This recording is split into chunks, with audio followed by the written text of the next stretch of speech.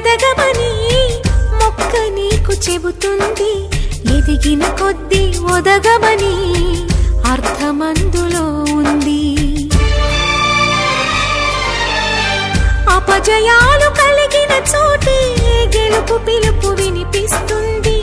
ఆకులన్నీ రాలిన చోటే కొత్త చిగురు కనిపిస్తుంది. మౌనంగానే ఎదగమని మొక్క నీకు చెబుతుంది. ఎదిగిన కొద్దీ ఒదగమని అర్థమందులో ఉంది. అపజయాలు కలిగిన చోటే గెలుపు పిలుపు వినిపిస్తుంది. ఆకులన్నీ రాలిన చోటే కొత్త చిగురు కనిపిస్తుంది.